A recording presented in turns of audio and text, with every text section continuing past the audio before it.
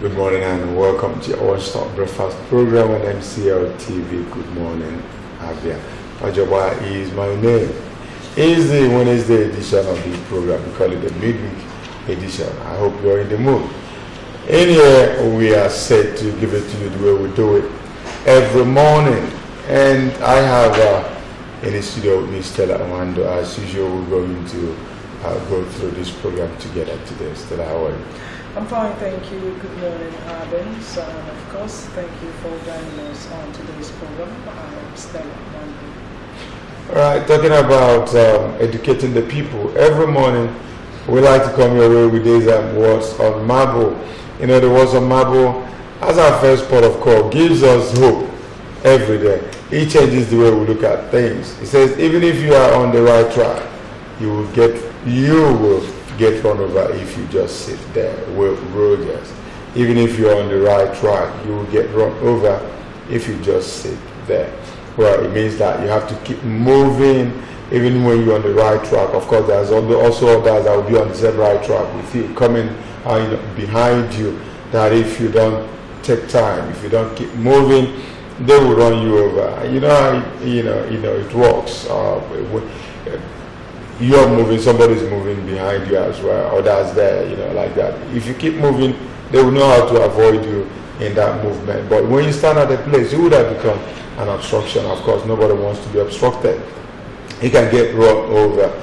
So we are saying, just keep moving. Without right vision, move with it. You don't have a right vision and stay at home with it or lock it up somewhere. Life is all about movement. You don't just stop, you keep moving. You keep moving until the last day you won't move again. So you keep moving, you move with a vision. Yes, what I want to add to what the Wilson Marble has for us this morning, talking about running over you with the people you are on the same track with, there's also need for our viewer out there to know that all fingers are not equal. So whatever it is, even if somebody thinks to run over you, don't see it as a setback, okay? Keep moving, because that person's destiny or whatsoever might be, but all you need to do is just for you to focus and try to do the right thing so as to keep moving. Well, I think the wrong thing is for you to allow those on the right track to run you over. You don't need to have that. The way you can avoid it is to just keep moving.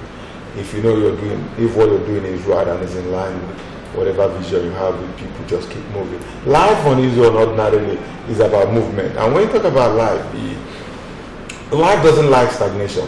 Even if you have the best of visions, you can't stay at the place and achieve it. Sure. You need to keep moving, you need to move on, and as you move on, you realize that people begin to appreciate your own point. Yeah. They want to identify with you. You can't, because you have the flag, you now want to stay at the place. It won't move. But you realize that if you're with the flag, be the flag of the Federal Republic, if you're moving at the place, it will just stay there with you. But when you run with it, the air, forces of nature will assist you to, vibrate the flag, because it's fabric. It needs to, make moves as well. So life is about movement. And so at all times, we need to keep moving. All right, let that be your watchword this morning. I hope you've gotten it. I'm sure at the end of the day, you're going to be better off. All right, let's go straight to the news. I'm Stella Amando. The polio vaccination program has ended. MCL News monitored the exercise in Abia local government to ascertain the level of turnout. The vaccination is against poliomyelitis. Report.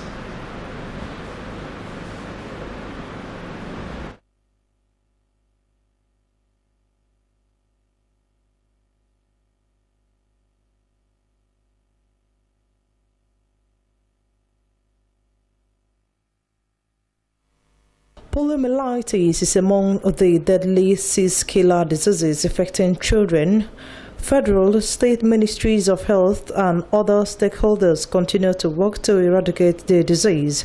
A visit to Ososo Primary Health Care Center in Abia North local government area revealed low turnout of mothers who came to immunize their children against the deadly virus. The immunization exercise is expected to end on Tuesday 24th, with a mop-up exercise scheduled to take place in the coming days. Ongoing immunization exercise, we call it IPDs. immunization plus days, and specifically it's for prevention of poliomyelitis in children from the ages of 0, that's at birth, to 5 years, because they are the ones at risk of contacting this poliomyelitis. And this exercise started on Saturday. We started it on Saturday, which is 21st of April. I'll be ending it tomorrow. There has always been a mop-up. We've always had mop-ups in the past, so that those that could not be reached will still be reached. Because I tell you, if you still go after tomorrow, you still find pockets of people that will tell you, I didn't hear. Some will tell you, I've been waiting to see if there will be any effect on any child before I bring out my own children. So because of that, based on all this, we go for mop-ups. Speaking to MCL News on the prospects and challenge confronting the immunization exercise, the healthcare officials said to strengthen immunity in children from 0 to 5 years old, parents should take their children to the nearest healthcare center or to mobile immunization officers. Because already they have been sensitized in the clinic. We sensitize them, we tell them about it. When they come for the infant welfare clinic, we let them know. Even the mothers, when they come for other, activities, healthcare service activities we offer, we let them know that we'll be coming to your homes, we'll be coming to the schools, we'll be coming to the churches. Please, your children, bring them out for this vaccination so that they do not get polio. Health risks associated with a child who is not immunized within the age bracket were highlighted. It is infection. It's an infection that cripples the child. It makes the limbs look so lean, and the child doesn't make use of both limbs.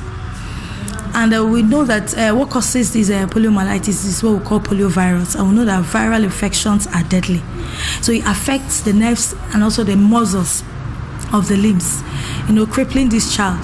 So anyone that doesn't immunize the child against polio virus, that's this poliomyelitis, means that is placing the child at risk of contacting this poliomyelitis. Nigeria was declared polio-free in September 2015, but returned to the list of polio-endemic countries after 4 new cases were discovered in 2016.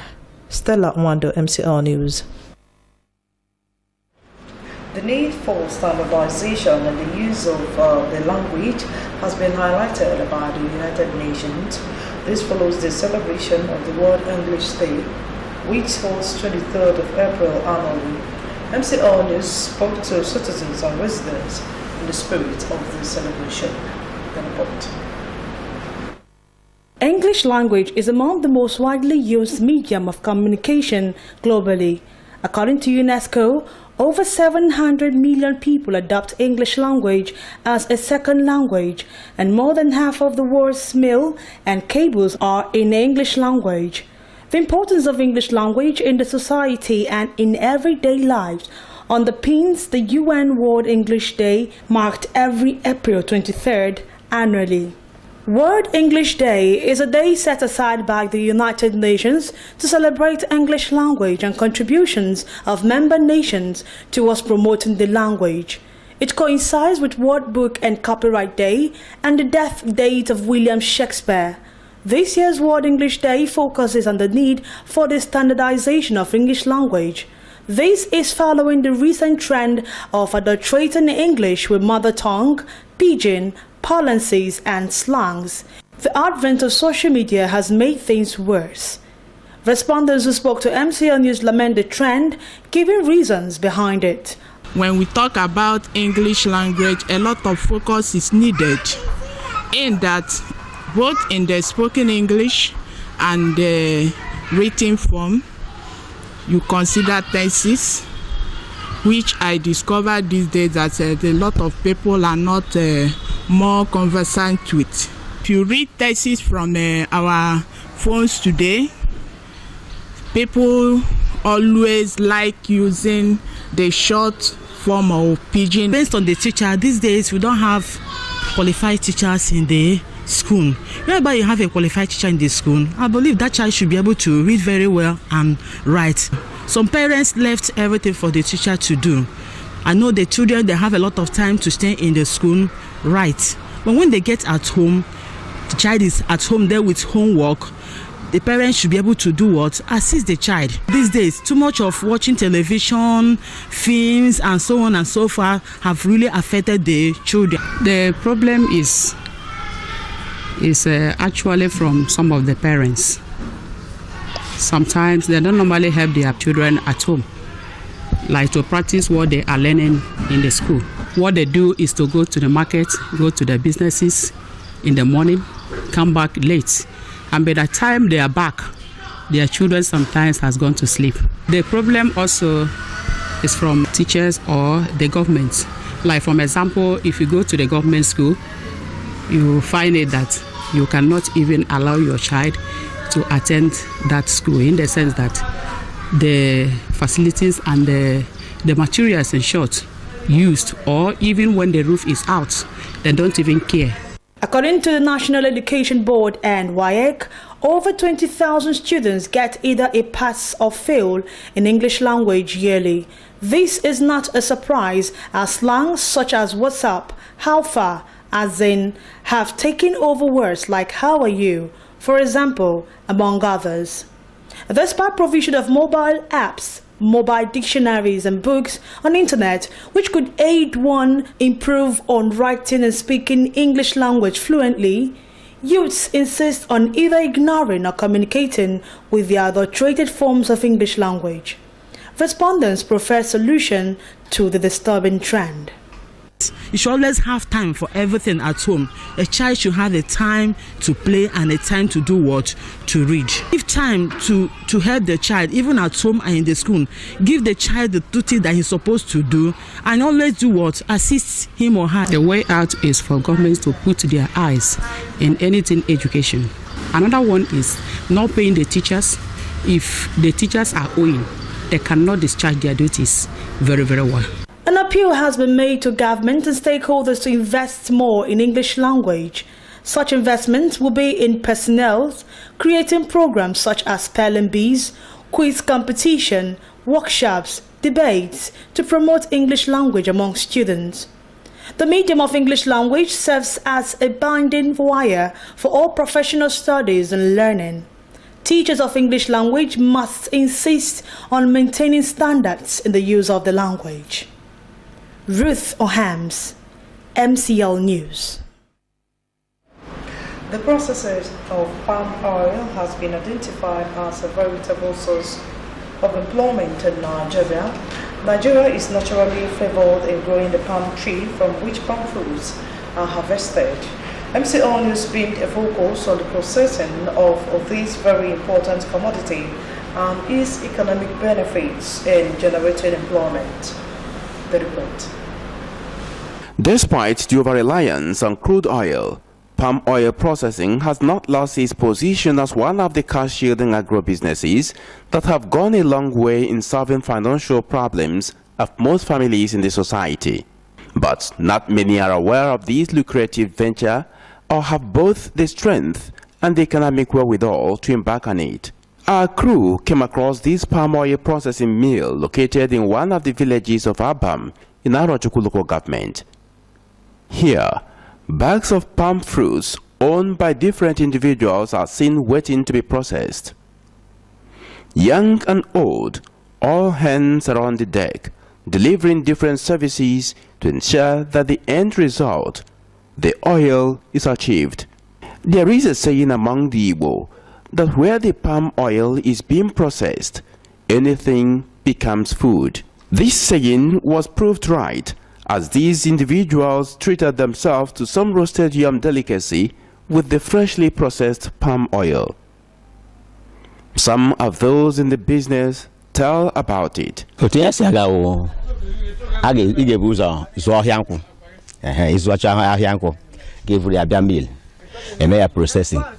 from the with Tamano.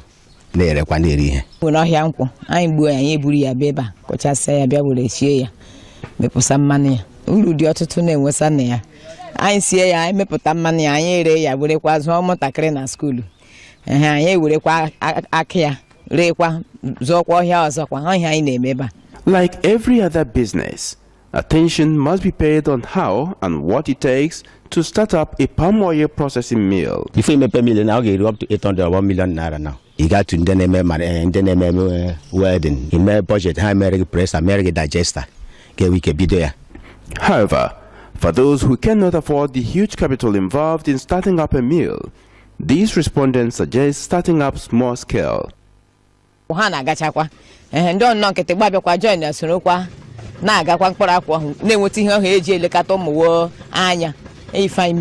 It has been said over time that nothing is a waste in oil palm tree. This is true as the palm kernel and other byproducts of this economic tree are on their own lucrative businesses. In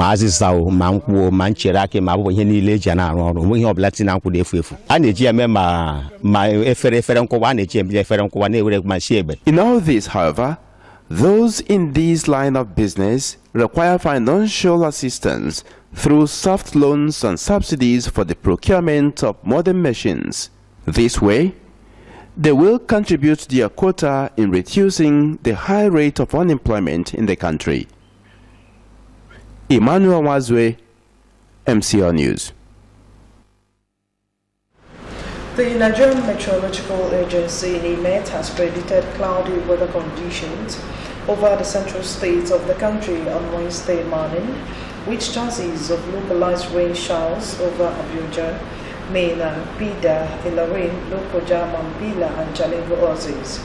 The NIMET's weather outlook by East Central Focus Office in Abuja on Tuesday also predicted day and night temperatures in the range of 33 to 41 and 25 to 28 degrees Celsius respectively. It added that places like Yola, Jos, Kaduna, and Makurdi houses are expected to be under the influence of localized thunderstorms during afternoon and evening hours. The agency predicted that the southern states will experience cloudy conditions with the chances of isolated thunderstorms over Ogoja, Ikom, Ibodu, and environs in the morning hours.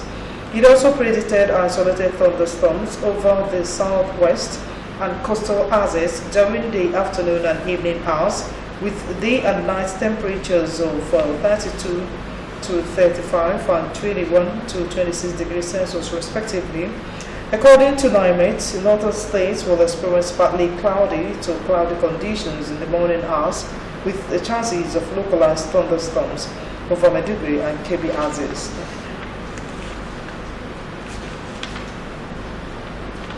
President Muhammad Buhari has described as despicable and satanic the gruesome murder of Catholic priests and worshippers at St. Ignatius Catholic Church in Okbo Mbalong community in Gwa East local government area of Benue State. President Buhari, who also said the action of the murderers was sacrilegious, in a statement by his special advisor on media and publicity, Chief Femi Adesina in Abuja on Tuesday, said that those behind the act will be fished out to face the consequences of their wicked act, stressing that the country will not bow to the mechanizations of evil dwellers. President Buhari vowed that the assailants will be hunted down and meant to be for the sacrilege committed. The Catholic Diocese of Makurdi confirmed the killing of two of his priests, Reverend Fathers Joseph, Kyo, and Felix Tuilaha, in an early hour attack on St. Ignatius Kwashi Parish, Okbo Mbalong, in Gwangwasi local government area of Benue State. A statement by his Director of Communications, Reverend Father Moses, said that the attacks were perpetrated by herdsmen who stormed the Mbalong community and killed the two priests during the morning mass at the church. The diocese expressed regret at the nonchalant attitude of the security agencies in containing the killings. He said the herdsmen who stormed the community burned down houses, destroyed crops, and killed people. The church therefore urged the relevant authorities to stop the killings in the Benue Valley. It also said the diocese has been active in providing food and relief materials to internally displaced persons IDPs since the onset of hostilities in the states, and wondered why it could be marked as a target of attacks. The Economic Community of West African States, ECOWAS, is set to take major action following the recent violent nature of herdsmen, the body is set to review regional regulations to curb herdsmen and farmers' crises in the region. The ECOWAS Commissioner for Agriculture, Environment and Water Resources, Sakiu Sangari, said this at an ongoing regional conference on transhumance in Abuja on Tuesday. Sangari said the review was pertinent to address the frequent clashes between herders and farmers. Director, Agriculture and Rural Development, Dr. Aline Slair, who spoke to newsmen on behalf of the Commissioner, added that member states were also responsible for implementing regional regulations at the national level. According to him, countries are expected to establish transhumance committees to address the issues of livestock management in the region. He, however, said that the 7 member states had established such committees. The Commissioner said that ECOWAS is developing investment programs to redefine the livestock value chain in West Africa and also working with development partners to invest in countries. Also speaking, Director Sirak Adekotom, ECOWAS Director Peacekeeping and Regional Security, reiterated the need to review regulations on small arms and light weapons. President Muhammadu Buhari has approved the appointment of Ambassador Apollonius Demunguno Agif from Benue State, North Central, and Mr. Q. Solomon Benido from Rivers State, South as Deputy Directors General (DDGs) at the National Intelligence Agency (NIA). This was contained in a statement issued Tuesday in Abuja by the Secretary to the Government of the Federation and signed by the Permanent Secretary, General Services Office (GOS), Olusegun Adekunle. The appointments are in fulfillment of Power 4, 1 and 2 of the relevant instrument establishing the NIA.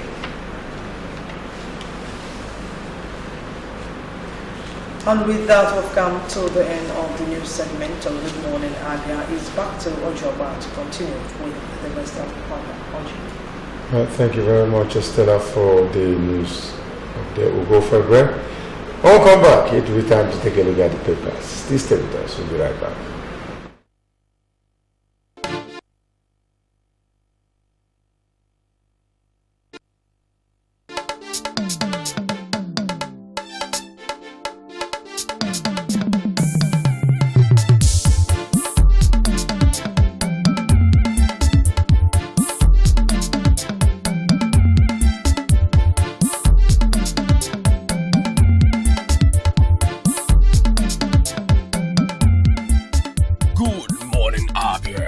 One-stop breakfast show on TV.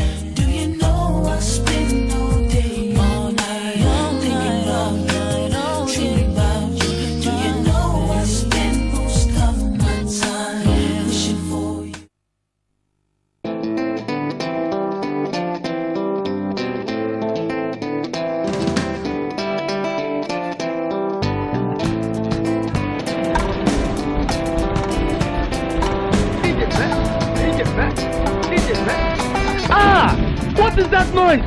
It is obeying quick.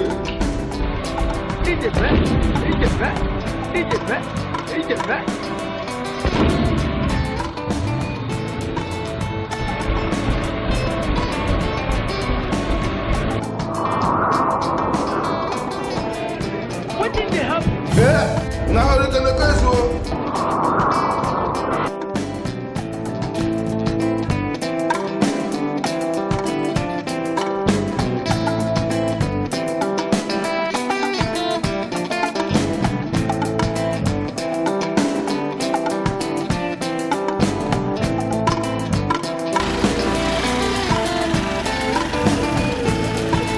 Okay, so the light. Okay, so.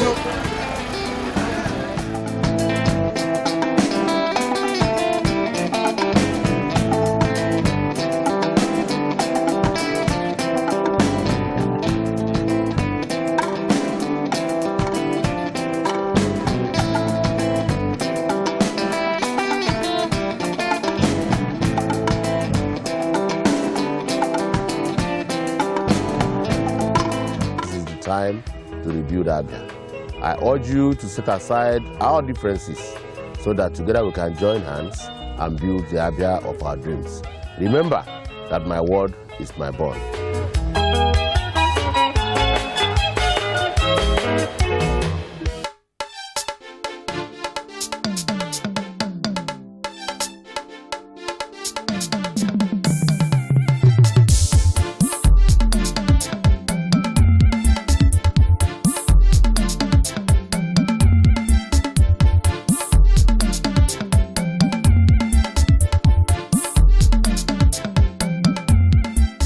Good morning, Abia. Your one-stop breakfast show on TV.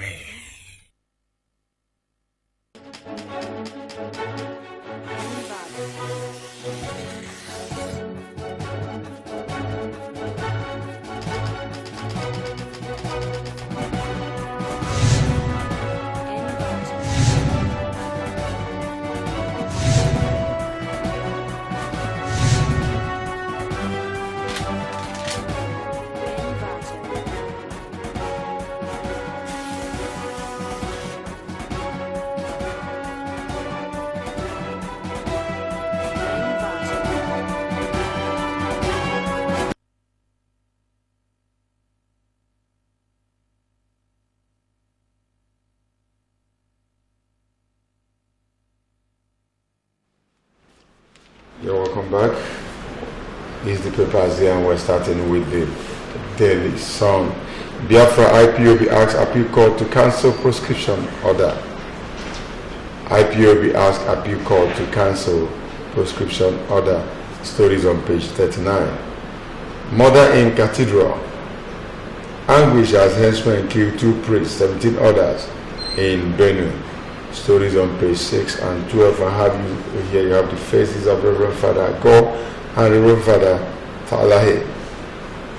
Okay, moving down, we made this picture element of the primary responsibility of government is the protection of lives and properties. Bring back our girls now alive. You have the pictures of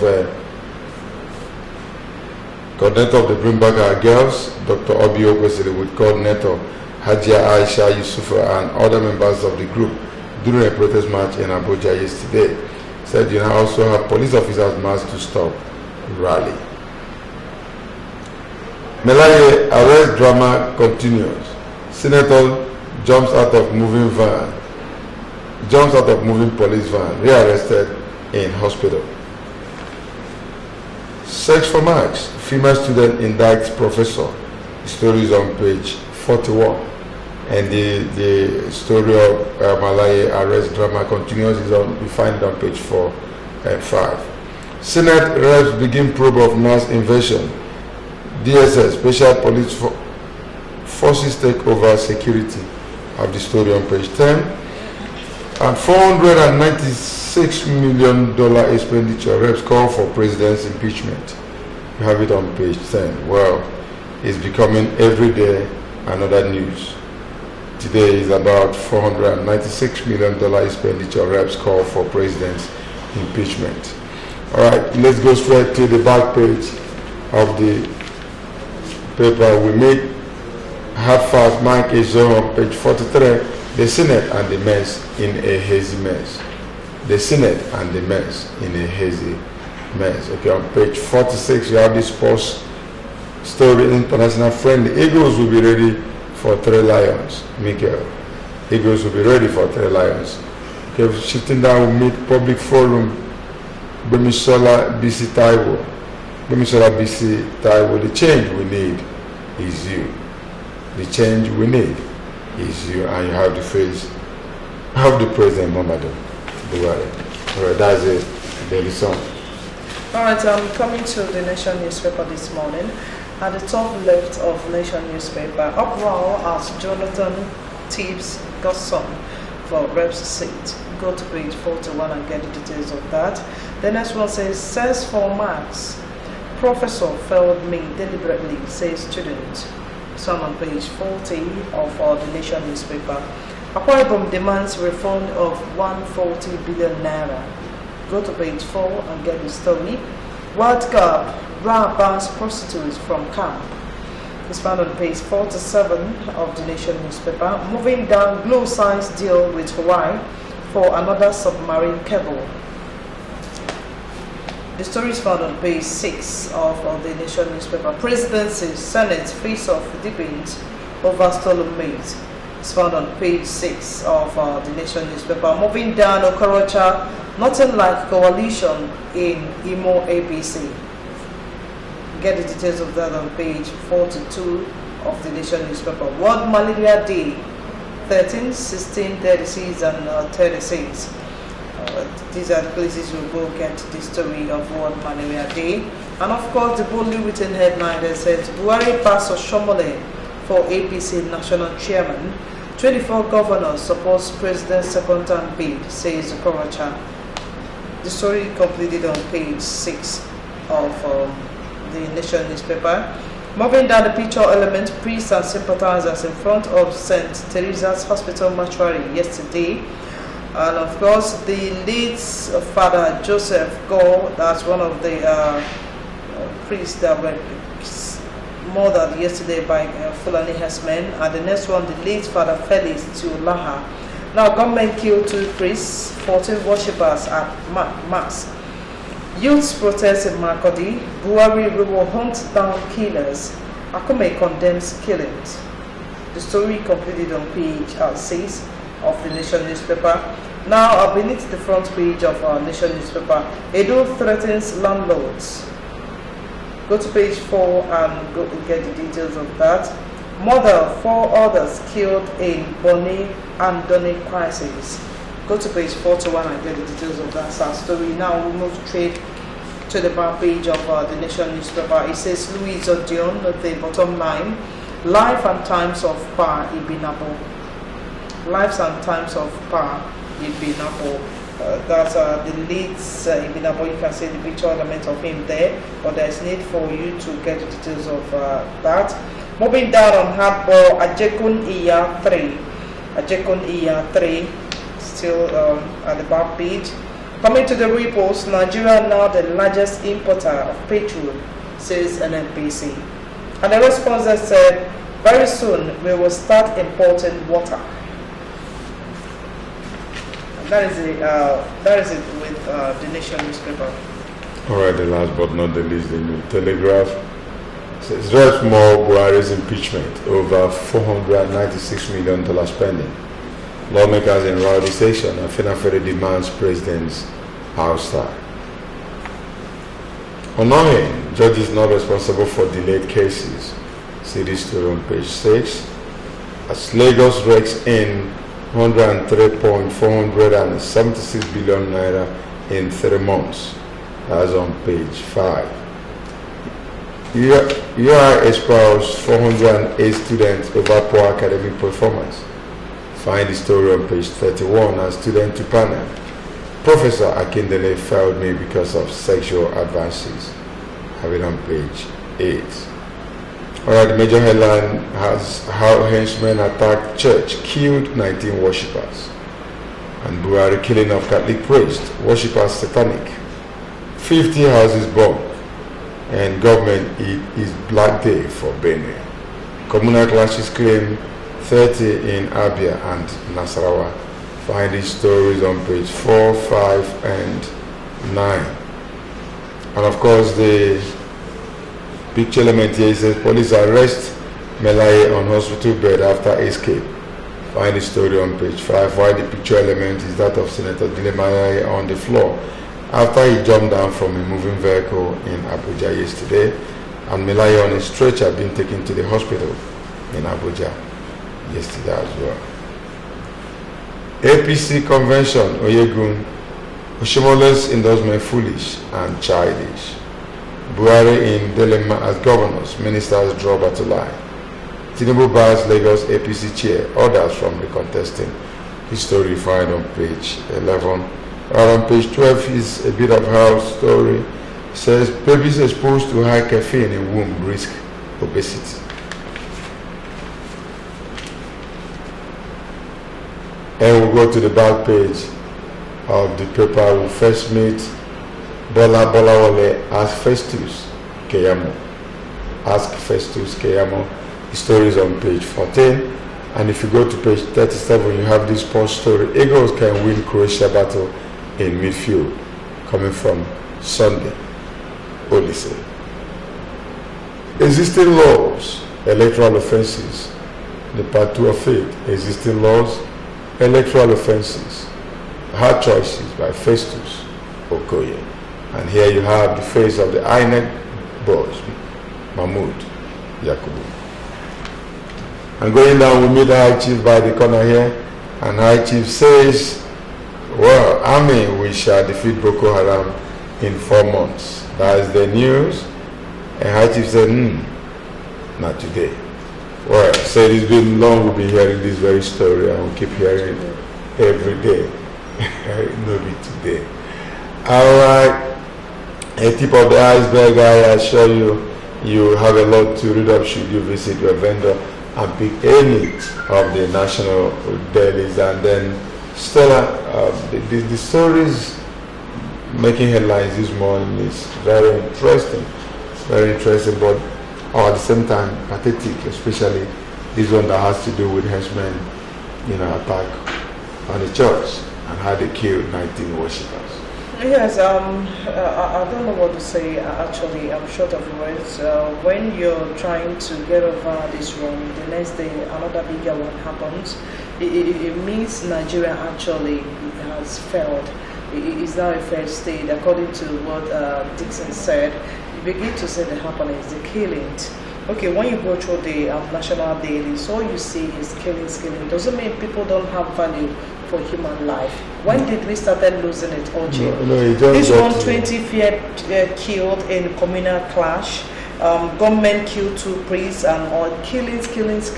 Well, it's all part of life. No, it's about existence. It's existence, and you talk about things that should be. It has always been there.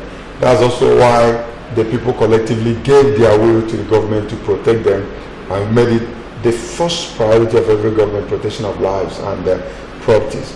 But here we are looking at approach, the attitude of government, the body language of those that are entrusted with this very care. When you consider that a government that should give everything to ensure that every life is protected, no one life is lost.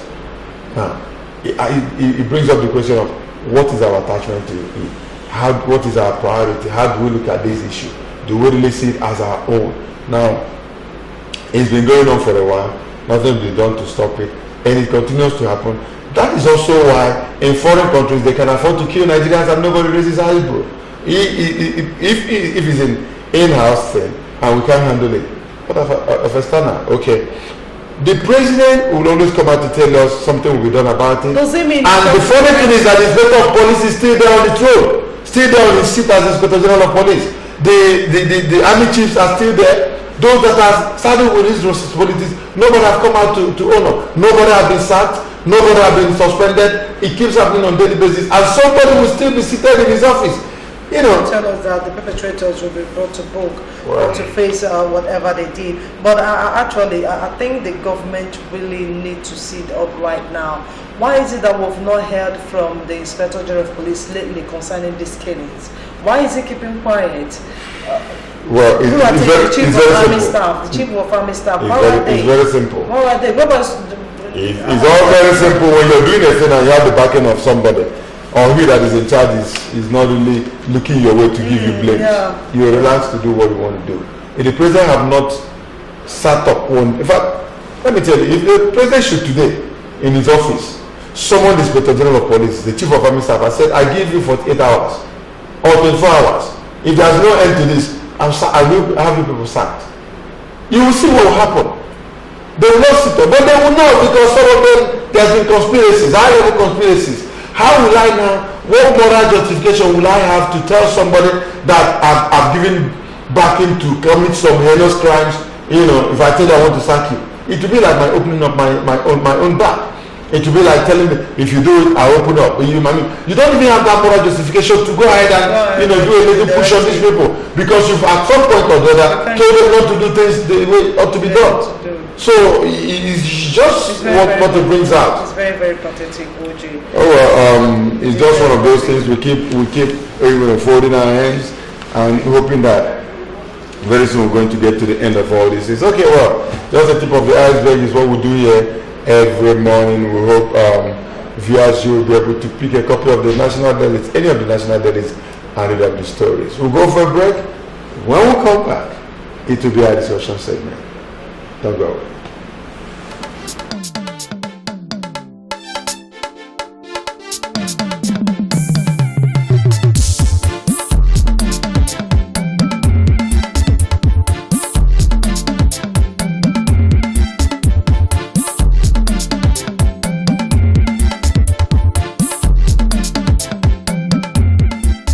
Good morning, Abia, your one-stop breakfast show on TV.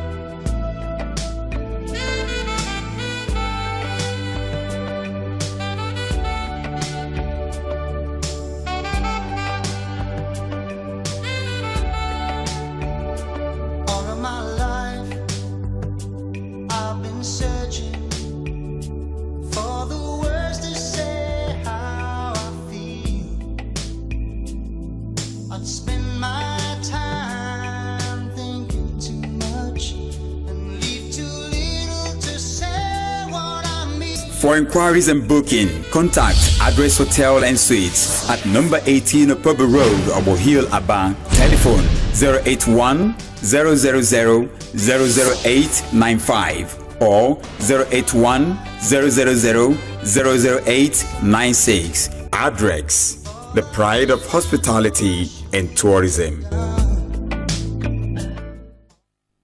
Have you heard of Prescal World and Heaven Options Limited?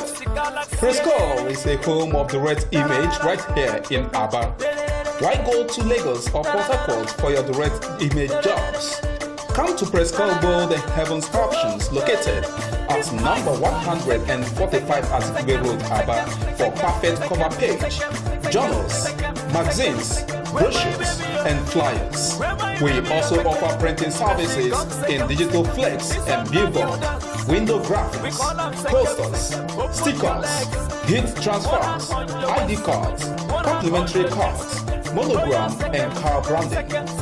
Heaven Options offer you entertainment services like event management, ambulance services with well-dignified undertakers. We can also boast of 3 months ordinary program in computer training, 6 months certificate in computer training, and 1 year advanced certificate in computer training. Why not visit Prescal and experience that quality jobs? For inquiries, call 080-33-22-6115, 070-40-24-7196, 070-84-69-8165.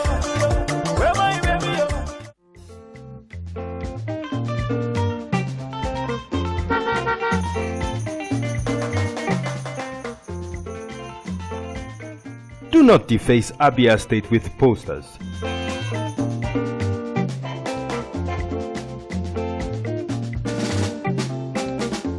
Do not defecate on our streets.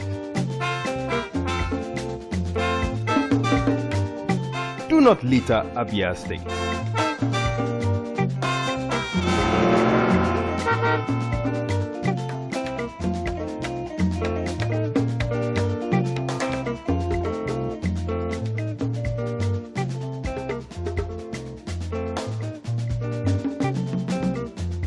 My brothers,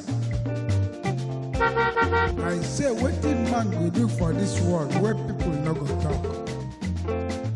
If you chop, Do not urinate in public places. you no chop, then go talk. Wetin make we do for this world? I say make we dey do the things wey we carry for heart. Na so world want am. Abi no be so? Keep Abia State clean. This message is brought to you by MCL TV.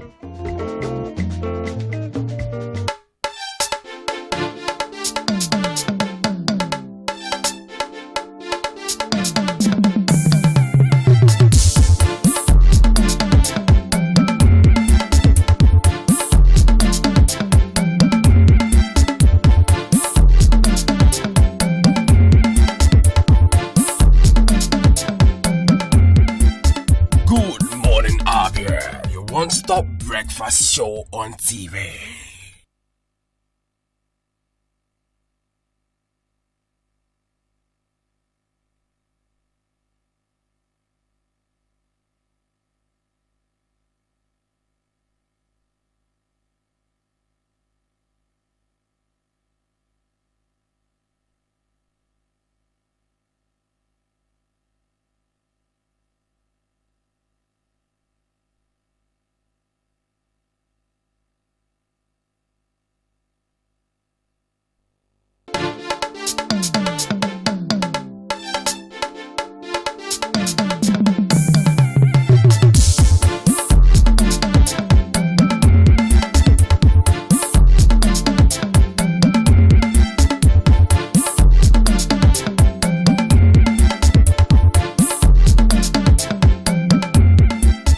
Good morning, Abia. Your one-stop breakfast show on TV.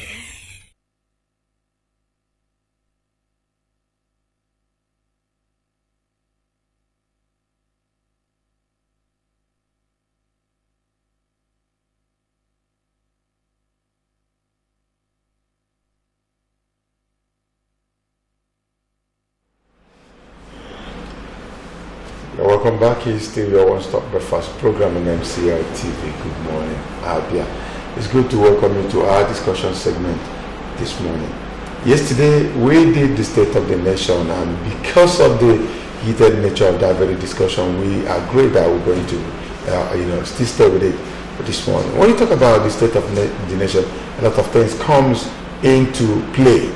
Of course, you look at everything as it's unfolding in this nation, and just this morning, which happened yesterday, it was a rowdy session, but at the floor of the Senate and the House of Representatives, as they were really confused why the president should already approve the purchase of aircraft with as much as $409 billion. But some of these things they say is outrageous, because it should go first of all through the House for approval before the president can endorse. But that the Senate president or that the House of Reps speaker already reached to the House that Mr. President has already given his approval, where he threw the whole House into rowdiness. Two Catholic priests killed by henchmen. These are things that have happened in the past 24 hours. Welcome once again. We have in the studio Barrister St. Moses Obonna. Good to have you, Barrister. Good morning, Abians. And also Emeku Uche Comrade is with us again once again. Welcome to the program, sir. Thank you and good morning, Abians. Looking at it from where we stopped yesterday, St. Moses, we were in the program yesterday, and we did hammer so much on even the body language of Mr. President, from his comment, cutting away of the mess, to a whole lot of issues. The Chi girls, the Chibok girls, the position of the president on all these issues. And then, just this morning, it's filtering into the airwaves again that yesterday's preliminary was very rowdy because of what they termed to be an impeachable offense committed by Mr. President in approving already such huge amount of money for purchase of aircraft without going through the right channel of having the House approve it or debate on it before appending his own signature. So Moses, let's continue from where we stopped before we now bring in Emeku to join us. My brother, when we discuss the state of this nation, we begin to analyze it, we discuss it analytically. The first thing that comes into mind is that do we have a constitution at all? Because in a constitutional democracy, or government that is run under a written constitution as ours, certain rules, certain provisions of the constitution made it mandate that certain actions of certain public officers must be in line and in consonance with the provisions of the constitution. And when you swore to an oath to defend the tenets of the constitution, you must be impeached if you act in a manner that is not in consonance with the provisions of the constitution you swore to defend. You see, when the news of the letter of Mr. President got to the House, that already such a whooping sum of money has already been withdrawn without even notifying the National Assembly, it becomes an impeachable offense because the provision of the Constitution has been violated with impunity. If not that the news, first of all, came out as a rumor, and it was being rumored that a certain amount has been withdrawn, the President may not have even notified the National Assembly. So that's why one of the legislators called for the impeachment of the President for not abiding by the provisions of the Constitution. Now you said Constitution provides that before such venture could be entered into, that it must pass through. It must be at the approval, not only percent approval of the National Assembly. But here, Mr. President already have approved it. Before now, not only approved, the money has already been withdrawn and payment made, and it is at the complaints of certain people who heard of it.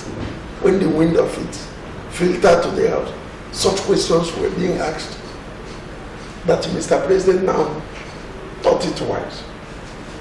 Is it that Mr. President forgot that it should be that way, Meku? And then, when we talk about administration, yes, there are laid down procedures. Where were the advisors? Where were his protocols? In fact, what really happened even with the secretary, the federal government? Are they not supposed to be pally, in some of these expenses? How can you explain it? Actually, when you look at the Constitution of the Federal Republic of Nigeria, in the preamble it stated emphatically that this Constitution, that is supreme all over other laws of the Federation, which means that nothing shall be done outside the tenets or the purview of that Constitution. And for me, I believe that this is just a part of the executive recklessness that we have been noticing, even from previous government, because this thing did not just start today. It has been there, and nothing serious has been done against this. And when you notice most of these things especially when we have presidents that have military background. So there is a little of or much of military hangover, because in their own case they do not regard the constitution as sacrosanct or supreme. What the president did was an impeachable offense. It goes to show that laws are not made for certain classes of people. Otherwise, a president that has the Attorney General of the Federation should also, this thing, he should have sought the advice of this Attorney General, who would have raised this passed the information to the Secretary to the federal government, who will now do that later there. But on their own, they decided that after all, maybe the National Assembly isn't important for what they want to do. When you talk about procurement, yes, this is purely procurement. Yes, and there should be laws guarding some Moses. Otherwise, there will be recklessness.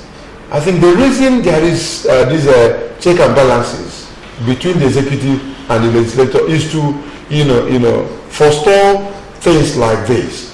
But here we are, and you said with military background. Now, when you talk about military background, you're also bringing in the regime of or the time of Olusegun Obasanjo, who we also noticed did things like this, took decisions without records to the National Assembly. So Moses, legally, what is the implication of this?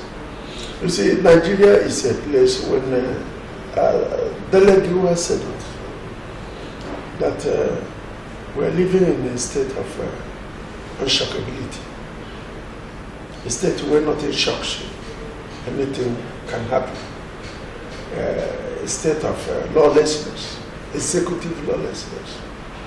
You mentioned, you asked the question whether the president has no advisors. Mm-hmm. Even the governors, do we have advisors?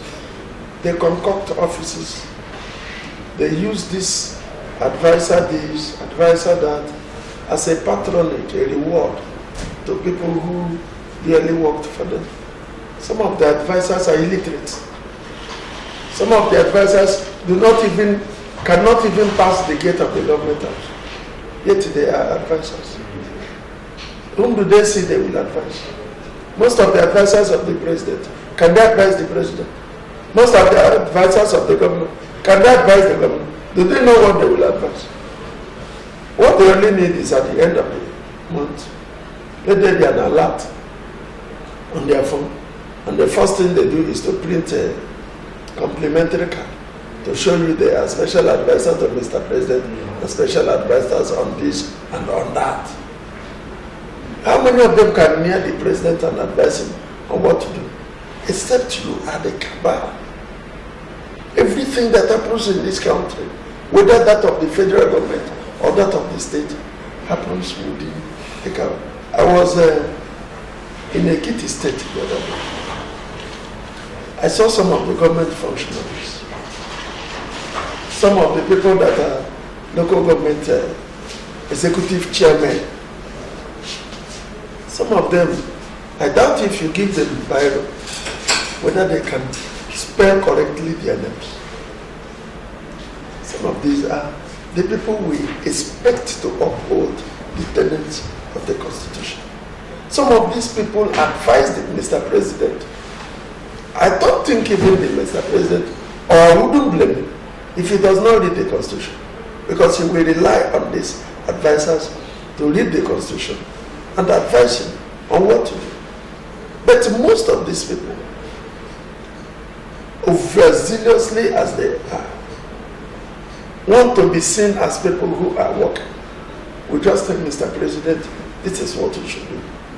And Mr. President, seeing it as something that is right to be done, we go ahead and doing it without knowing. Now, is there a provision in the Constitution? We talk about the VIA. Now, is there a provision, certain provision there that allows Mr. President to spend money to that too? without recourse to National Assembly? Yeah, there is no provision like that. Even in the Financial Regulation Act, there is nothing of that nature. When you are about to spend this kind of money, especially in the procurement of war materials or items, because Tucano is not just a toy that anybody can just get, and it takes a large chunk of, the fund of the Federal Republic.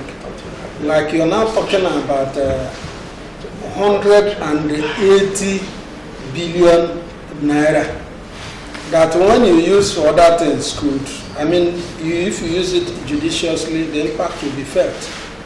But here, you have a situation where somebody just wakes up and begin to do certain things because he believes that people are lazy, he believes that there is no need to go ahead, to do the correct thing, but at the end of the day, he will want to seek the district. Now, for goodness sake, the National Assembly is not just for ordinary people.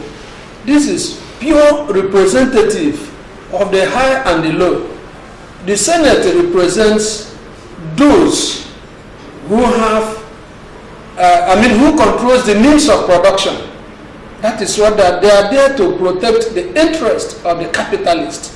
The House of Rep is to represent, the common Nigerians, the masses, because in a representation you can see that there is a deeper penetration of the House of Rep members as against this. So when you want to do something that affects these people, because one of the provisions that the Constitution has made is for social justice, is for you have economic justice, and then you need to get these people's input into what you are doing so that nobody will have a misgiving about your intentions or actions. And again, if somebody tells me that the president, nobody will blame the president for not reading the Constitution, then what did he do on that day he came on board? When he was being sworn in, the Constitution was with him, with his hand on the Constitution, and swore to protect this thing. Does it mean he doesn't know what he's about to go into? So I think the president himself, the onus is on him to. The advice is just to confirm the action is about to take. Otherwise, it will be a kind of voodooism, government of voodooism that we are doing. Is there a possibility here that the president is avoiding being, pressured into doing certain things? Or maybe the president feels if he continues to go through the Senate and House of Rep, he will be delayed. Some of the things he wants to achieve, he will not achieve it. Mr. Moses, is it possible that he sees it from that very point and as such he doesn't want to make that mistake? You see, I like to be realistic. Why the president, the Constitution allows the president to make certain appointments, like the ministers, the special assistants, special advisors, is because, even the Attorney General, is because he is not a learned person in law. He ought not to know everything about the Constitution. He needed to engage experts, even though the buck stops at his step. That's why in the prime ministerial system of government, where you have a collective responsibility, the action of one minister is the action of the other. In a presidential system, it is not so. But even at that, these experts, the president ought to consult before he ever takes any action, so that he does not violate any section or provision of the Constitution.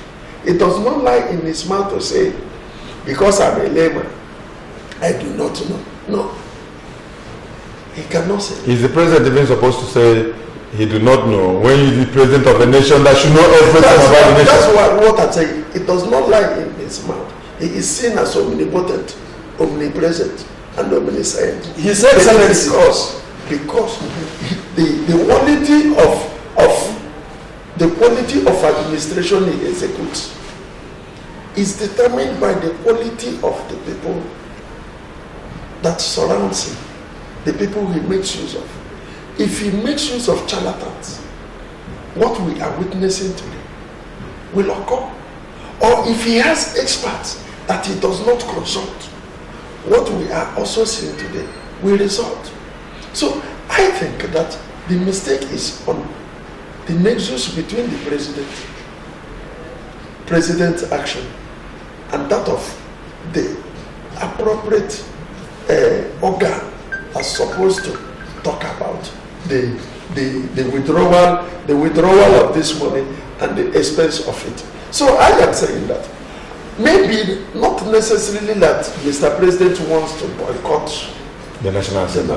Well, because he was not properly advised. Properly advised, Mr. President, properly advised. That's all right. Now we've also been joined by Barrister Collins O'Neill. Collins, good to have you with us once again. Yesterday, you recall that while handling the State of the Nation, we did say a lot about Mr. President's attitude to governance, in fact his body language. And we also noticed that administratively he's deficient in some ways. Well, just yesterday and this morning has faded into a space that it was a rally session yesterday at the Senate and House of Reps because the president had approved yes. Now, and he had already approved. He's been executed. Before it now, he had to go back to the House to seek for approval. Yeah. Now, we're trying to ask: is a thing like this supposed to happen in a civilized society? Well, you see, it's really a very funny thing we are into. Very, very funny. Because this is part of this, the National Assembly oversight function as it is stipulated in the law. Okay. You cannot, there can't be pregnancy before abortion. Okay, or you cannot put the cat before the horse. There can be abortion before pregnancy. Yeah, definitely. There can be abortion before pregnancy. Yeah. There has to be pregnancy before abortion. Abortion before you abort. Yeah. You have to take in first. So it's a situation where after he had spent all that kind of money, he's now doing a letter. If you listen to what one of the House of Representatives was saying yesterday, but all of them almost agreed that it is an impeachable offense, gross misconduct that could ground impeachment. That is the law. In fact, one of them wanted to cite their rules there. He was immediately interrupted. No, it's not about citing. There's nothing to cite here. This is an act of gross misconduct that could ground impeachment. Okay, so the speaker now did was to send the matter down for debate. So at the end of the day, it will go one or the other, but it is an impeachable offense. An impeachable offense. Yes, it is. Okay, now talking about our nation, let me ask you a little. This is simple logic. I would have married your daughter before coming to ask you for her daughter's hand in marriage. I would already married your daughter. The daughter must have run to him. In fact, after the third child. I've married your daughter now. I think of come and ask you for it shows impunity. You see, when the day was sworn in, he vowed that he was going to respect the Constitution, the rule of law. Don't you think that has been totally abandoned? Okay, there's something that Tunde Bakari said. He's a respectable man of God. The government even respect him so much. He said within the period PDP rule, which is 16 years, that they borrowed $6 trillion. But at APC, within 3 years, that they have borrowed $11 trillion. So if multiply it by 16 years, if done within 3 years, they have borrowed $11 trillion.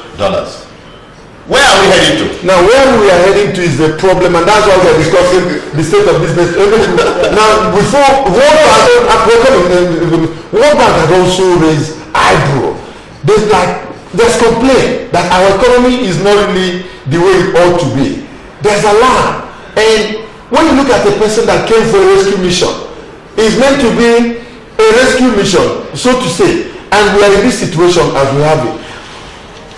What is supposed to be the hope? Where are we heading to? How do we check all these things? Does it mean that somebody is still playing with the future of this nation? Yes. It's our future. Yes. It's our nation, yes. For crying out loud. And we are no sad about it. Yeah, actually, the problem with APC-led government is that they have forgotten to do the needful.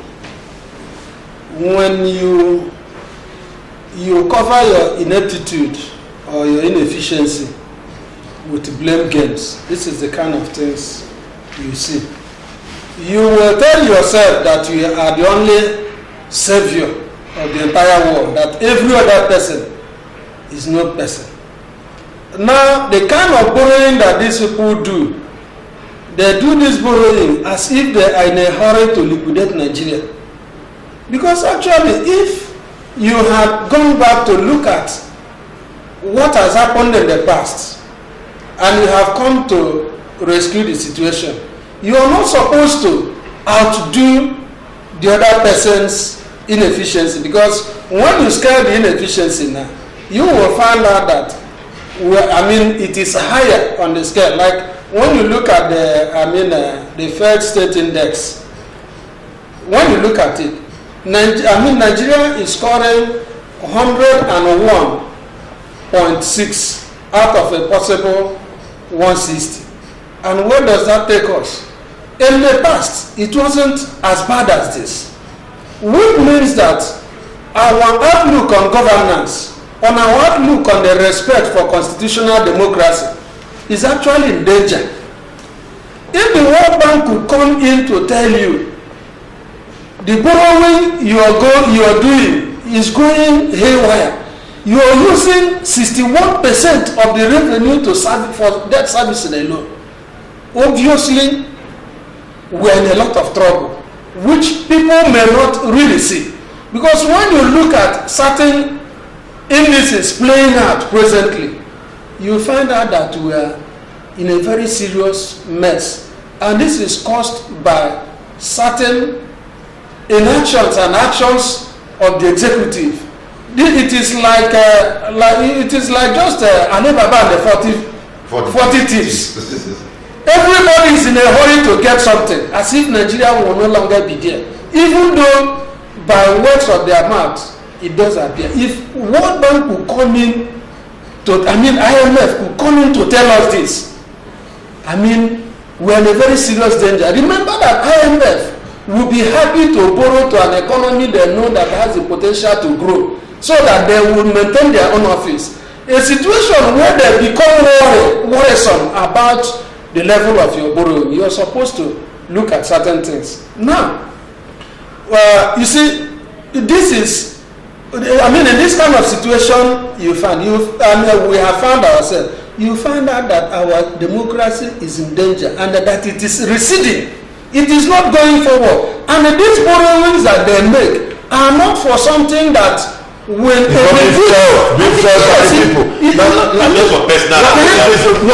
gentlemen, let's put that this thing critically, please. We're looking at our nation. It's our nation. This is Nigeria, for crying out loud. When did we get to this point? They so destroy us along ethnic lines. We've been destroyed along religious lines. Gentlemen, when did we get to this very point where there's so much hatred in the land? It's brother against brother, sister against sister. They so brainwash the people that we talk about religion, we talk about tribe, we talk about ethnicity. Nobody has bothered to sit down again to ask, this is Nigeria, the future of Nigerians, this is Nigeria. Talk about sound education, good health, talk about potable water, the basic things you owe the people. Government is not talking about it. Government is so busy destroying us against ourselves, against each other, while they are busy profiting individually. So Moses, we are looking at a nation that has the potential of now 190 million persons, and yet we live in abject poverty. And the leaders, both at the Senate, at the House of Rep, everybody's busy telling you where leadership is from. Not talking about the unity of this nation, what unites us. Suppose it's the state of this nation, gentlemen, is more important, is about what we are discussing here. And every day somebody mounts the podium to tell us of how the Hausas are against the Igbos against the Yorubas, undermining the essential existence of this very nation. You see, like I said before, when you ponder about this country, you get confused. Whether is it not right for us to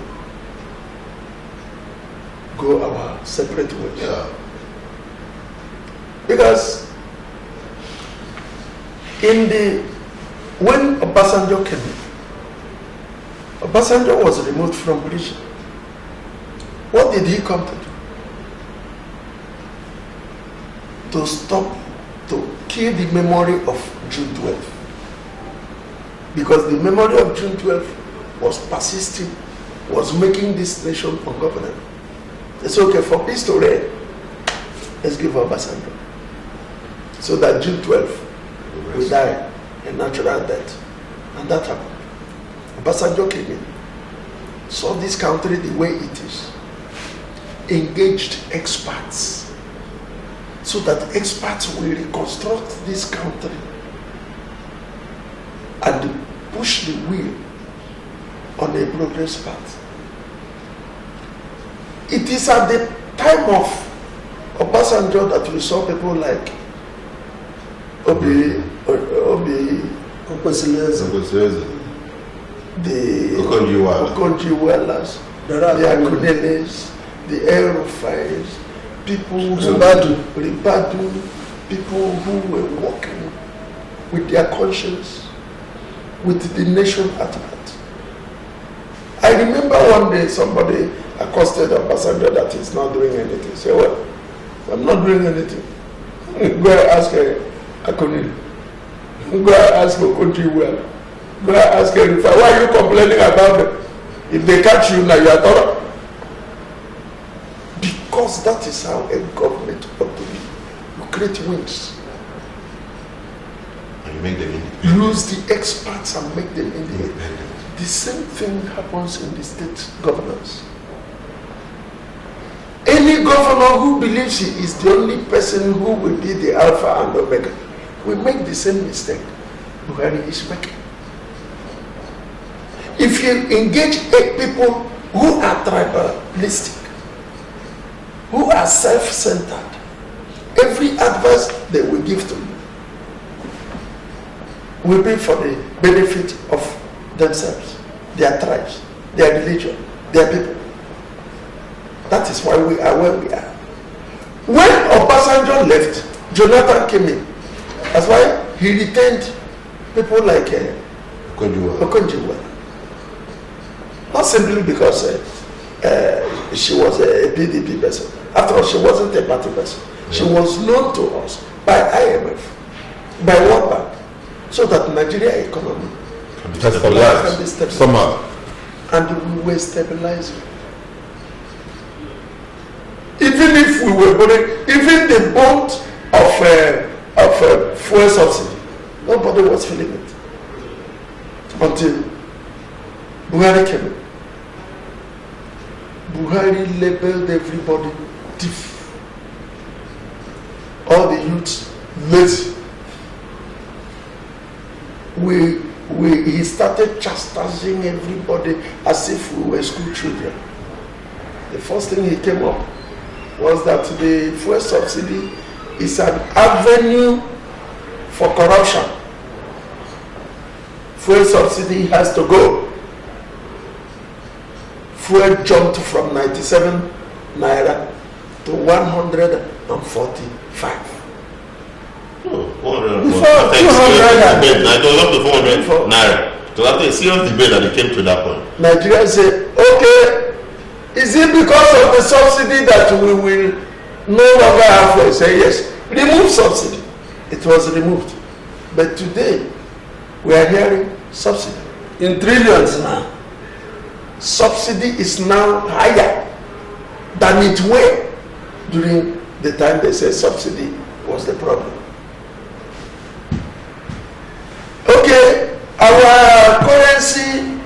No. They were working on a false exchange rate. Let's remove subsidy on the exchange rate so that we will have a balanced economy. Dollar jumped from 60 something to 300. Where we are up to 500. No, you went up to 510 before it came down. 510. What are we hearing? That the bureau de change people are giving dollar exchange subsidy. Yes, and they buy 2 naira per dollar and sell to us at 500 naira or 300 naira. If you are a Fulani man, that is the rate you buy the dollar. They say there is dollar subsidy. That allegation has been given. Nobody has cared to investigate. Now, because these analyses are going on, what do? They throw in the kind of Fulani herdsmen. Because Boko Haram, at the time Boko Haram agreed to negotiate with the government of Trinidad, they needed to bring an interface. They said, Buhari will be our interface. Buhari accepted India. But because he is somebody who does not know what he does until somebody shakes him awake. Somebody shook him awake. What are you doing? He said, no, I'm no longer going to be their interface. He reneged. But today, what are we seeing? Military upon military hardware, loans upon loans, approvals upon approvals that are used to buy military hardware against Boko Haram. Nigeria is being faced against Boko Haram. We have defeated Boko Haram technically. While Boko Haram is being defeated technically, we are seeing a new Boko Haram in a new dress room. People who are deadlier than the Boko Haram. They call them Fulani herdsmen. Instead of saying they are a terrorist group, they say it is a farmers' clash. Oh, no. When we talk about this, Transparency International have also come up with a statement. Said Nigeria at the moment is more terrorized than ever before. Gentlemen, than ever before. Yes. We're looking at all indices that points to a state that is somehow nosediving, that is collapsing.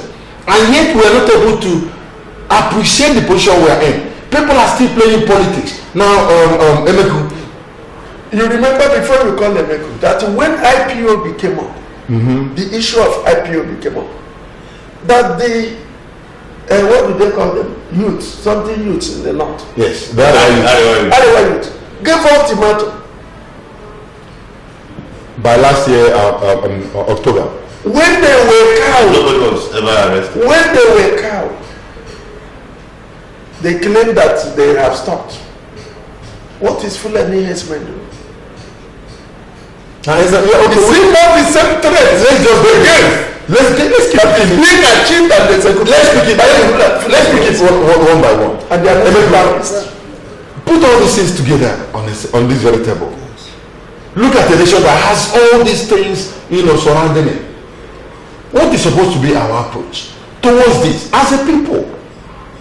In Greece, we talk about this, and somebody's talking about the Hausas, the Yorubas, the Igbos, the Efik, the Jaws. Whereas we're in the same pot boiling, in the same pot, all of us, in this very pot boiling, receiving the heat. And nobody wants to bring it down. Yeah, actually, I will not go too far to give you one example that has worked, especially in Africa. It's a pity that Nigeria is a giant of Africa and very poor in management of God's given resources. All we are interested is in a baggage economy instead of looking at intellectual or knowledge economy. Ghana did one thing that up till now we have not been able to do. When these Fulani herdsmen went to Ghana and started slaughtering people. The Ghanaian government called them and said, please, stop doing this. We don't like what you're doing. And it was like putting fuel into an inferno. Not even burning fire, into an inferno. Because if you say burning fire, it will just look as if it's just a bonfire. I mean an inferno that is consuming an edifice that nobody will ever come near. The Ghanaian government president called them and said, please do not do this. And they refused until he called one of the provincial administrator and told him to gear up and then face those people. And the man came and called his police chief and said, we are using state resources to train you. These persons cannot shoot more than yourself. In terms of using the dagger or the knife, they cannot do it better than you. Go after these people. By the time the police, and not even the military, the police descended on these people, they raised their hand and said, please. They said, no, you must come and fight. And they were running, and these people were going after them. And you remember that the Ghanaian president made a statement. He said, wherever you see these headsmen, by whatever nomenclature they go with, ensure that you wipe them out and use their hammer to do the pursuit. Eat it. I am going to support you. Today, you dare not carry your car outside that little place that has been approved for you to stay. Do you know that the issue of ranching in Nigeria started way back 1965? If you look at the stamp, I had the privilege of somebody showing me a stamp, this post office stamp. You see, one of these things that Nigeria is known for is cattle ranching. I mean, it is a question of we trying to hide under certain things, trying to give executive cover for criminality and rascality. It is not only, the buying of this thing that is the problem now. They will get one person. We will go and pay millions of dollars as ransom, and they will use it to also get other equipment. And we know, actually, as the president has told us, that the people from Libya, that Gaddafi that was dead 6 years ago, is also from the land of the dead, raising militia that is attacking Nigeria. And nothing. It means that we don't have also generals who were dead, who will also attack them there. And so, it is a worrisome situation. This country is a country that government, by their ineptitude, because that is what I call it, we are all living freely. After all, I have Hausa neighbors around me. I have Hausa Fulani friends around me. I know there was a time I went to the SS to do to give a report concerning certain things. The man there was a Fulani man. He was very happy to accept me. He was happy to give me, provide questions to the thing. But the problem is that underground there is an undercurrent that is about to sweep everybody out of this country if government does not come in. Because if government allows us to really live the way we should live, let them steal all our money. Allow us to live. All our money. Why will you steal all our money? Only. Now, let's begin to look at this issue from the point of the real practical, human existence. When you know for sure that you cannot exist without the other person, it's about change. Now, what affects you affects me. We go to the same market, we use the same road, we visit the same place, to make our wares. Even if we are traveling, we use the same means and still land on the same land if we're coming back. And we have our youth that are not sure of next year, as lazy as they are.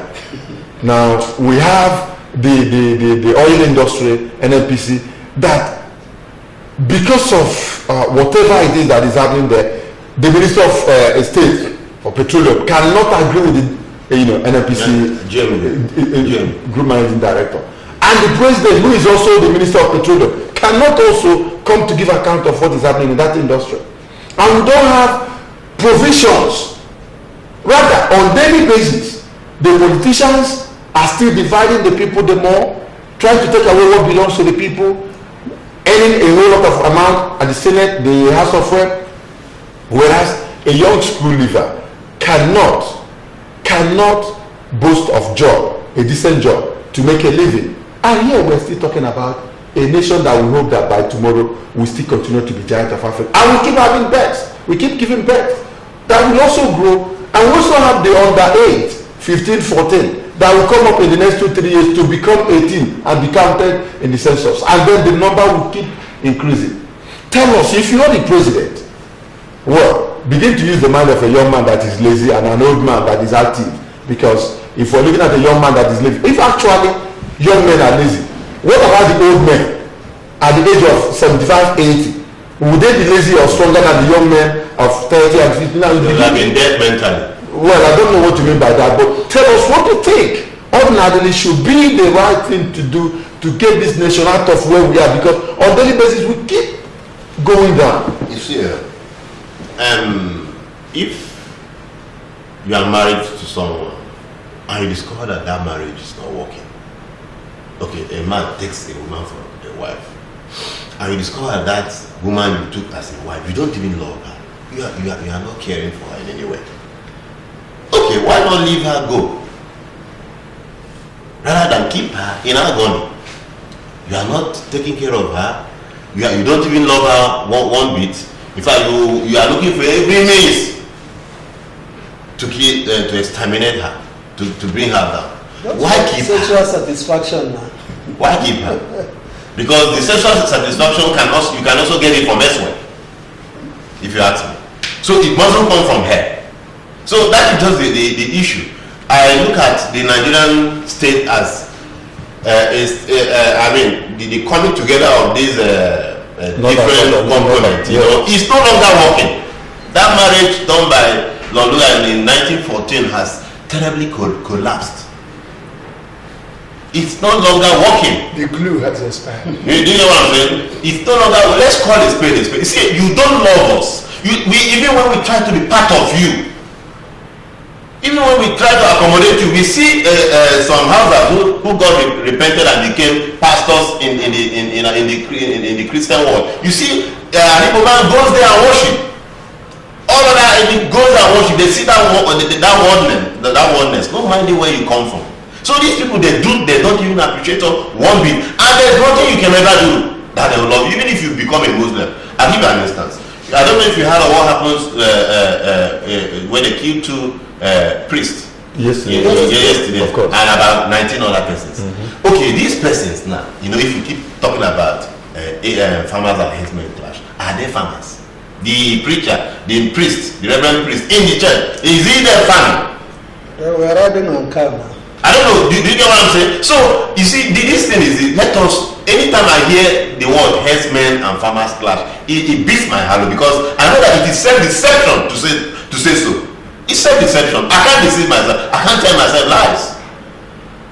It is a planned agenda to have a certain race established. Gentlemen, we're discussing this thing here as a people concerned, especially with our own approach to life and our mentality, so to say. Do you also know that some discussion equally will be going on in the north? And as we are trying to expose some of the ills or inexperience of Mr. President, so would they also be praising him. You know why I'm saying this? In the south, the same thing goes on. If you look at way over, it's always debate. Now, somebody said it's brainwashing. Do we look at it as brainwashing? Is it brainwashing? Or our inability to appreciate and see us, like you said, the oneness, that unity. Yeah. Our inability to appreciate the size of it. Is it still big enough to accommodate everybody? Moses. You see, when Obasanjo came in, he looked at the size of Nigeria and he embarked on bringing us together. Jonathan followed suit. That was why, if you look at the nature of appointments given by these two persons, it was fairly spread. Even Yaradua, it was fairly spread. So that shows you that these men came to further cement the unity of this country. But as soon as Buhari came in, you see that every government apparatus that has something to do with security, the chiefs came from the side. So that if his henchmen are doing anything, there is nothing any other person can do. You were here when the IGP gave his directives. That all, first of all, said that what is happening is communal clash. When he cannot decipher the community of the herdsmen and that of the farmers, they now call it herdsmen farmers clash. A whole community, is that a farmland? Community that is wiped off. We have never seen where these farmers were in the farm and the herdsmen met them in the farm and they begin to clash. We have never seen a situation where the farmers pursue the herdsmen, maybe claiming that their cow is eating their crops. The only situation we see is when these people are sleeping in the night at the recess of their homes. The people they claim are Fulani herdsmen, whom we have never seen with cows. They carry their AK-47, come to these sleeping people and shoot them, burn down their houses. Do we say that those houses are the farms? Do we say that those people that were shot in their sleeps were farmers in their farms? Yeah, that's a nice one. You see, this, like my friend said, is deception. When you want to raise it, Osibanjo will go to politicize it. We tell you that you are politicizing a situation. That the corruption is the problem we're having in this country. Let me tell you, there is an agenda that Buhari has come to play out. That is why, if we don't lend our voices and keep quiet, he will return for another 4 years. Because with the underage that are being registered, and the National Assembly is playing it the way they are playing it. When you say that there is a panel set up to investigate whether underage people are being registered, the panel is set up by INEC. INEC are the people who registered, who are being alleged to have been registering underage people. I don't know what result that will yield. I think what we need to do is to behave in the manner Autumn has advised his people. Using stones to even defend themselves if that becomes necessary. God also, Jesus Christ started that. Okay, he said, if you refuse to bless me, I will add stone. So stone is relevant in this fight. Stone was relevant to Jesus Christ. Stone is relevant to Autumn. I think even David used it. And so well, it depends also what we all mean by stone. That anything can be stone, yeah. Gentlemen, let's just take this break so that when we come back, let's see if we take 1 or 2 calls and then we'll begin to wrap it up because of time. We'll go for a break, don't go anywhere, we'll be right back and the phone line will now be open for you to join us in this discussion.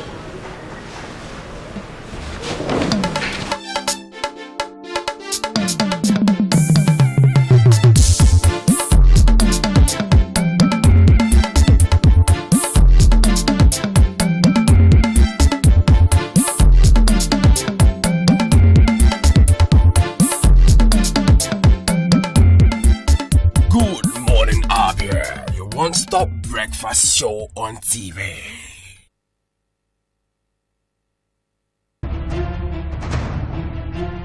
Chukwu na-enye ka nri onye ọbụla. Chukwu na-enye ka nri onye ọbụla.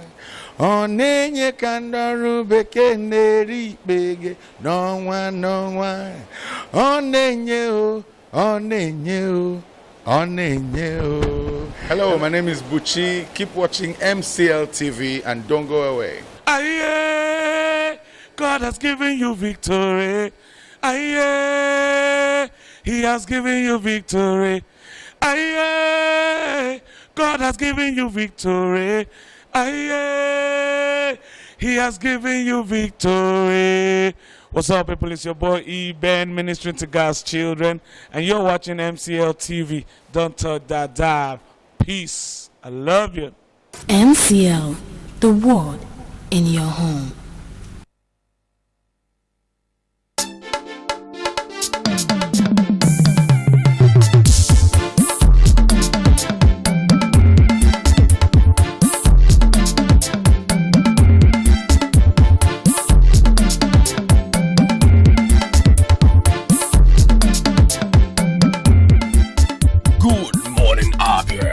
One-stop breakfast show on TV.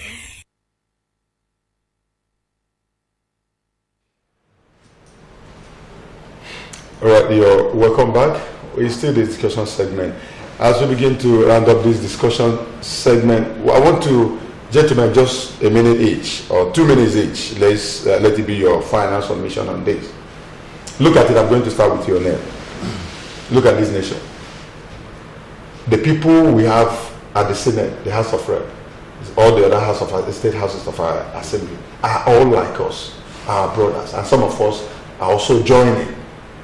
We have seen a lot of them now with us that have also joined. Our brothers and sisters representing us, and the president also still in Nigeria.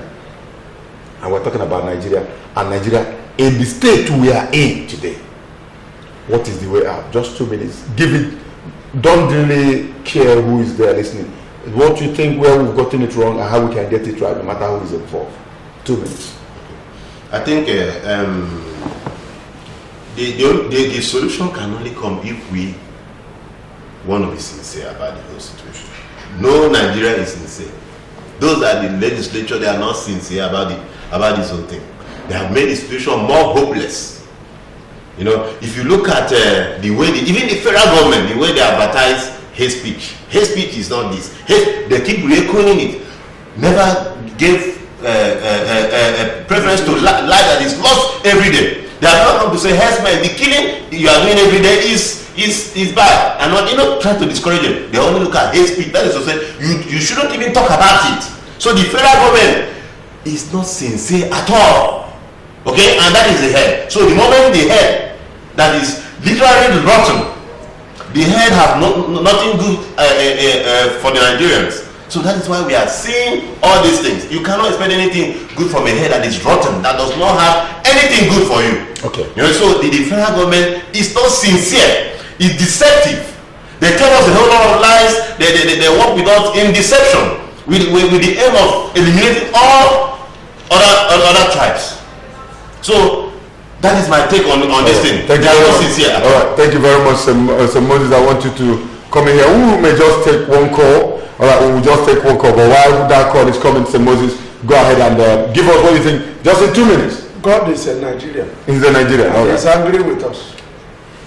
As children of God, we shall go back and lead. All right, let's take this call and then you complete it. Hello, good morning. Yeah, good morning. You're welcome to the program. Yeah, I think if it is a nation, I think most probably the Senate and House of Reps should start immediately impeachment procedure against our president. My reason is very simple. When Jonathan was there, it was aircraft. The American, it came from American government. It was Obama. He took it to the National Assembly for approval. The National Assembly refused. However, by last year, August, they gave approval for us to pay for the aircraft. And the cost of this aircraft was coupled to the cost of $10 million. And we are importing 12. And 10 times 12 is $20 million. So why are they spending $450 million Why is what government saying, what do you want? What say 439 billion? So I think that we have a government now that is a bit democratic, that is a bit on top. But in every town, they are operating a little government. First, look at what they did to Malaya. To live at that speak at national assembly.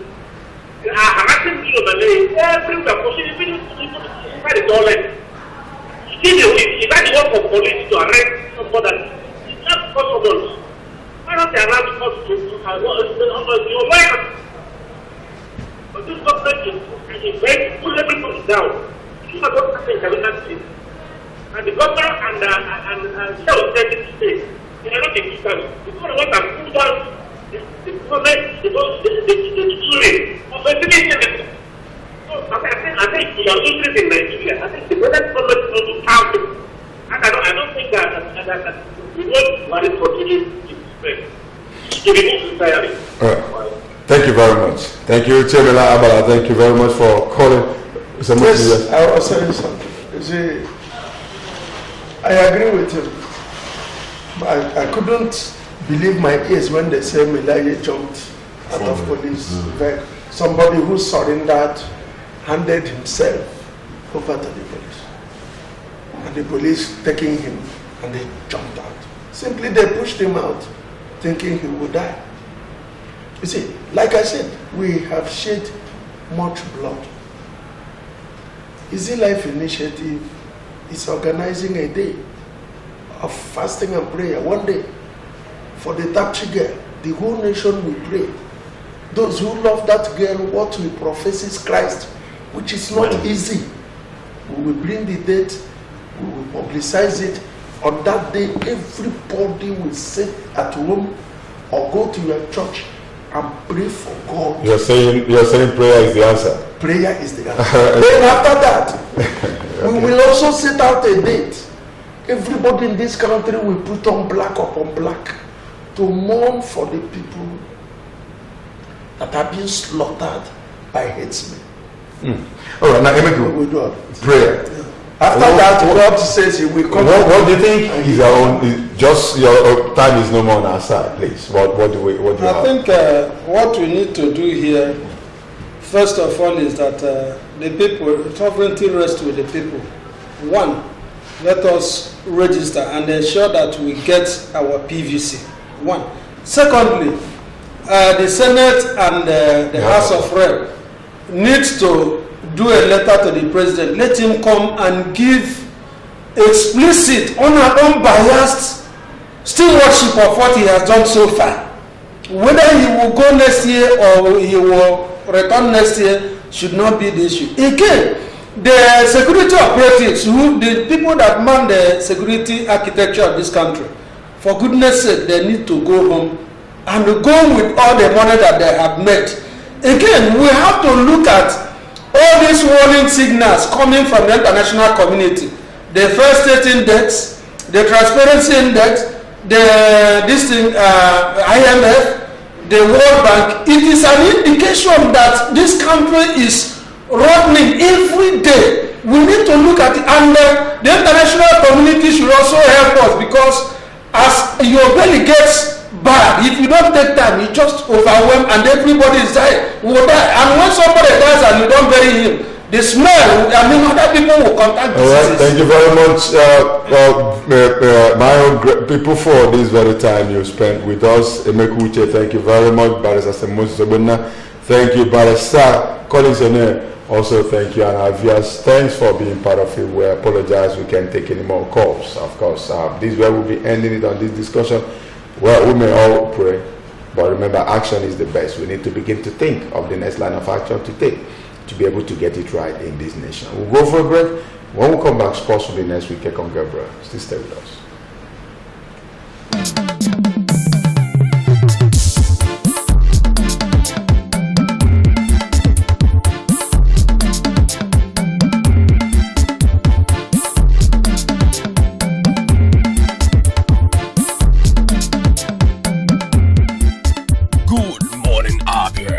One-stop breakfast show on TV.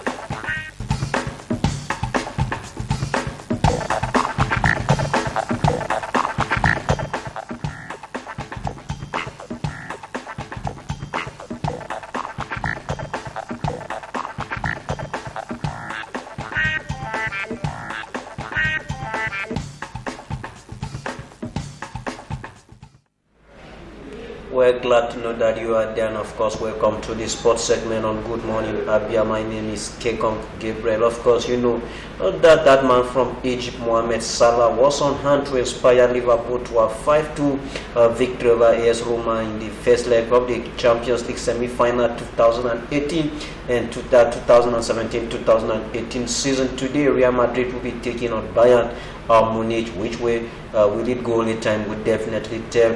Coach of the Super Eagles, Kenneth Royce, of course, assuring the likes of Steven Eze and, of course, Gabriel Okechukwu of making the 35-man list to Russia. Will they, surpass the expectations of football fans in Nigeria and make the final 25-man list? Only time will definitely tell us. This is once again welcoming you to your program, Good Morning Abia, the sport segment. Let's go straight into the news segment. And the first news here this morning is that the Eze Okechukwu will make Eagles 35-man list. That is coming from the coach of the Super Eagles, where the news is that Super Eagles coach Kenneth Royce has hinted that Locomotive centre back Steven Eze and Aqua United forward Gabriel Okechukwu will be part of the 35-man provisional list set to be released on May the 14th ahead of the 2018 FIFA World Cup, provided they maintain their current form. Raw, who revealed this during a media chat Monday in Lagos, however,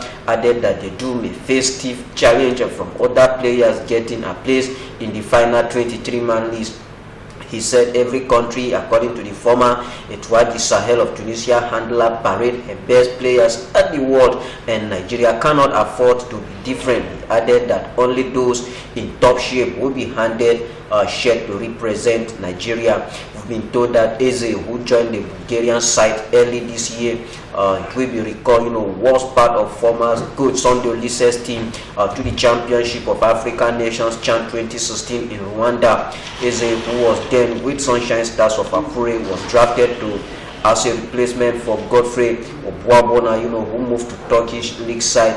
That club name is K. Kuka. Of course, we've been told also that Gabriel Okechukwu, on the other hand, was part of the last CHAN Morocco 2018, where he gave a good account of himself as the Eagles, went all the way to the final, losing to host Morocco by 4 on-reply goals. Well, that is the story concerning Gabriel Okechukwu and, of course, Steven Eze this morning. And, of course, we go over to our next news item. We go to Europe, where Bayern Munich and, of course, Cristiano Ronaldo are doing the talking ahead of their meeting at the Allianz Arena tonight, where the news is that Jupp Heynckes, the coach of Bayern Munich, say Real Madrid should worry about Lewandowski just as much as Bayern Munich will be focused on stopping Cristiano Ronaldo in Wednesday's Champions League semi-final first leg. The German champions, host holders Real in a crunch clash of European powerhouses at the Allianz Arena, with the return leg on May the 1st out there in Madrid.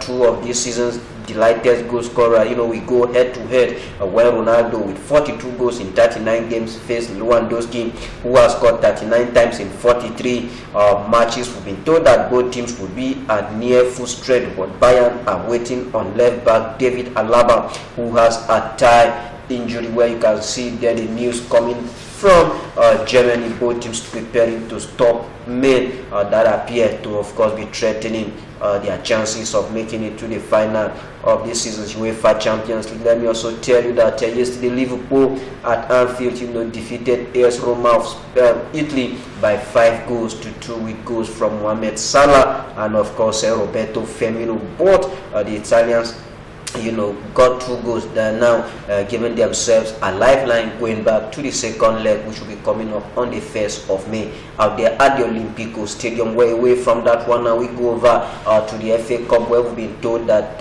for you to get to the Wembley Stadium to, of course, watch the final involving Manchester United and, of course, Chelsea, you have to pay a whooping hope of money. But my producer is giving me another story here, which has to do with referee Mike Oliver. Let me quickly tell you that the referee Mike Oliver will be at the center when Manchester United face Chelsea in the FA Cup final at Wembley on May the 19th. It will be Oliver's first cup match after his controversial handling of the Champions League quarter-final second leg tie between Real Madrid and of course Juventus. We saw Cristiano Ronaldo converting a penalty adjudged to have been wrongly awarded. We've been told that the Wembley final will see Oliver officiate his first cup match. Well, we go over to another one. We've been told that the Juventus captain Gianluigi Buffon, who was sent off by Oliver for his protest after the awarding of the penalty, claimed the English official has a bag of rubbish of a heart, and it is furious post-match comment which landed that man punishment there for making those derogatory statements against the match official. From that one, I was still talking about the FA Cup. We go over to an issue that has to do with the fact that fans are willing to watch the FA Cup. We have to pay a whopping 73,000. We've been told that soccer fans who will storm the Wembley Stadium on May the 19th for the FA Cup final between Manchester United and Chelsea, we have to part with 73,000. That is about 58,000 and 23,000 naira respectively. We've been told that the FA approved about 145,000 pounds for Grade A ticket, £150 for Category B ticket respectively. We've been told that the cheapest ticket, however, remains at £45 and £23 respectively. The FA has faced criticism from supporters group for price increases. We saw an additional £30. Been told that Nigeria's Victor Moses, who was impressive in the Chelsea's semi-final tie against Southampton, with the Blues running away with a 2-0 victory to hit the final, will be hoping to replicate the performance when they face Manchester United in next month's final. That is talking about that game between Manchester United and of course Chelsea. For you to go cheer these teams, you have to part with a whooping 73,000. And away from football, we go over to wrestling, when Nigerian wrestlers for their stellar performances as they just concluded Commonwealth Games have been invited to France, where the news is that after their impressive outing at the recently concluded Commonwealth Games in Australia, the Nigerian Wrestling Federation (NWF) has been invited by their French counterpart to be part of a one-day test match that will see wrestlers from both countries sweat it out on the mat later this year. We've been told that the one-day event scheduled for Thursday, December the 20th, 2018, will be staged at the prestigious site the Abia in Paris, the mythical place of French sports. We've been told that 9 Nigerian wrestlers, 3 in freestyle, 3 in Greco-Roman and 3 in women wrestling, are expected to battle their French opposition in the course of the event. Well, because of time, this is where we are going to be drawing the curtains on today's edition of your program, Good Morning Abia Sports segment. My name hasn't changed, the name remains Cake on Gabriel, but as you go out today to face the challenges of life, do that devoid of violence. You try your best and of course be a law-abiding citizen. All right, thank you very much, Kekon, for that sports update. I want to thank you, our viewers, for being part of the midweek edition of this very program. Hope you enjoyed every bit of it. We'll come away again tomorrow, same time, same station. Until then, do have a lovely day. Bye-bye. On Asalachi Umabia, please, will come up right after now.